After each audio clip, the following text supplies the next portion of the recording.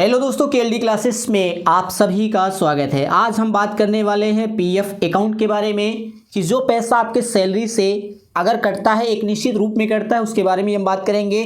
PF में जो पैसा आपका समय समय पे हर महीने जो पैसा कट रहा है, ये अगर आपको ज़रूरत पड़े, क्योंकि पीएफ का पैसा रिटायरमेंट के बाद मिलता है, लेकिन ऐसी बात नहीं है। अगर आज आपको ज़रूरत पड़ जाए, चाहे आपको घर बनवाना हो, शादी करना हो या कुछ और नए काम करने हो, तो आपको पीएफ से पैसा निकालना पड़ता है। ऐसे में समझना ये चीज़ है कि अगर आज आप पीएफ से पैसा निकालते हैं, चाहे वो 10,000 हो या 1 लाख हो, 2 लाख, जितना आपको काम हो, तो ये आज का पैसा निकाला हुआ आने वाले 20 सालों में, अगर आप 20 साल के बाद रिटायर हो रहे हैं या 30 साल के बाद रिटायर होंगे, तो कितना प्रभावित करेगा, इसके बारे में हम इस वीडियो में बात करेंगे। इसके साथ साथ कुछ रूल और रेगुलेशन के बारे में भी हम बात करेंगे। जैसा कि आप सभी जानते हैं कि सरकार ने एम्प्लॉयड प्रोविडेंट फंड, जिसे हम ईपीएफ भी कहते हैं और इसे ईपीएफ के जगह पे पीएफ भी कहा जाता है, से पैसा निकालने के लिए ऑनलाइन सुविधा दी है। इससे पीएफ से पैसा निकालना आसान हो गया। इस कारण से देखा जाता है कि पैसों की जरूरत पड़ने पर लोग अपने पीएफ फंड से पैसा निकाल लेते हैं। अगर आप भी पीएफ फंड से पैसा निकालने का प्लान बना रहे हैं, तो इसके लिए आपको यह जानना बहुत ही जरूरी है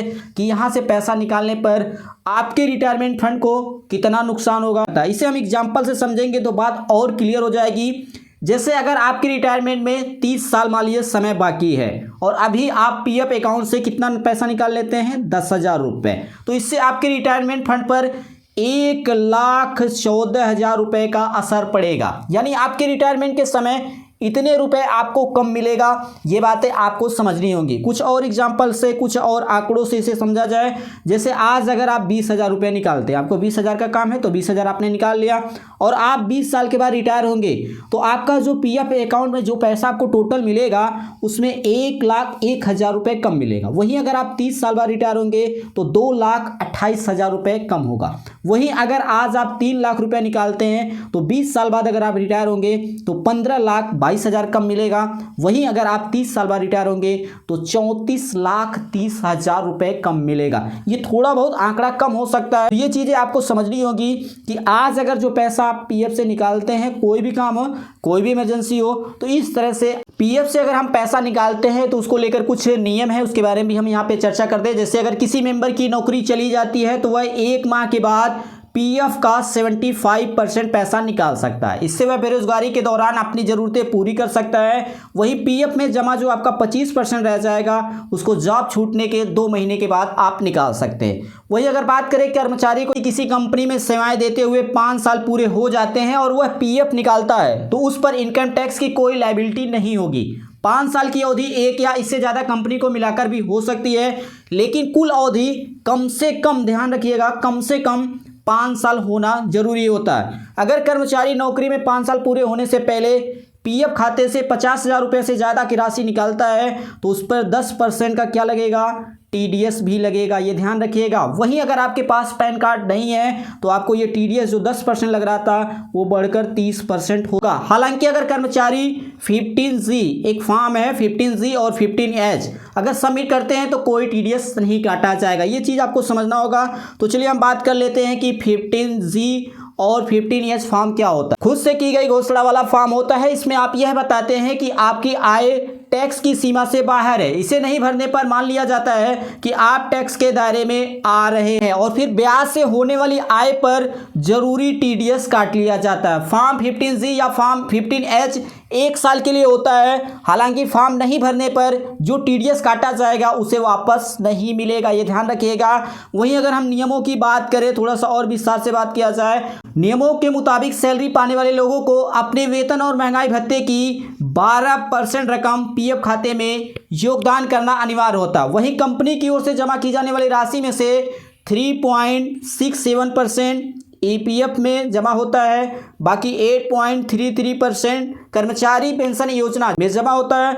जब तक बहुत जरूरी ना हो, पीएफ से पैसा निकालने से बचना चाहिए, क्योंकि इस पर कितना परसेंट ब्याज मिलता है, 8.1% का ब्याज दर इस पर मिलता रहता है। जितनी बड़ी रकम पीएफ से निकाली जाएगी रिटायरमेंट फंड में, उतना ही बड़ा असर पड़ेगा। इसलिए अगर बहुत ही जरूरी हो तभी आप पीएफ अकाउंट से पैसा निकालें। इस वीडियो का सबसे अंतिम पॉइंट यह है कि अगर आप पीएफ से पैसा निकालते हैं तो कितना पैसा निकाल सकते हैं। जैसे यहाँ पे दिया गया है किस काम के लिए आप पैसा निकाल सकते हैं, वही नौकरी की अवधि, अगर आप कहीं पे जॉब करते हैं तो कितने समय से कर रहे हैं, इसके साथ साथ कितना पैसा निकाल सकते हैं। जैसे अगर घर का आपको निर्माण करवाना हो या घर खरीदना हो तो कर्मचारी को 5 साल तक लगातार सर्विस में होना चाहिए। घर खरीदने के लिए मासिक वेतन के 24 गुना राशि पीएफ फंड से निकाल सकते हैं। वहीं खरीद और निर्माण दोनों के लिए अगर आप करवा रहे हैं तो आप 36 गुने के बराबर पैसा निकाल सकते हैं। वहीं अगर आप मेडिकल ट्रीटमेंट की बात करें तो इसमें कोई शर्त नहीं है कि आप कितने समय से वहां पे जॉब कर रहे हैं। ब्याज के साथ ईपीएफ खाते में कर्मचारी के योगदान के बराबर राशि या उसके मासिक वेतन का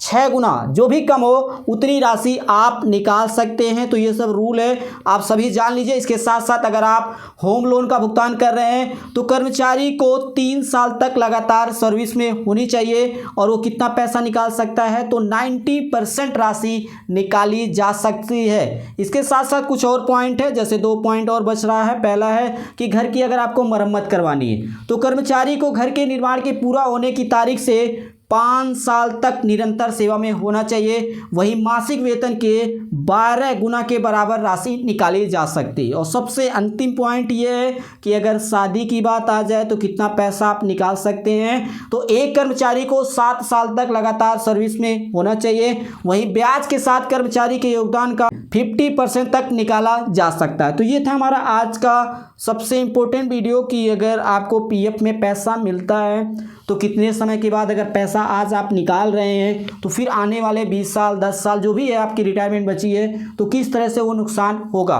तो इस तरह से बने रहिए। बने रहने के लिए आप सभी दोस्तों का केएलडी क्लासेस की ओर से धन्यवाद।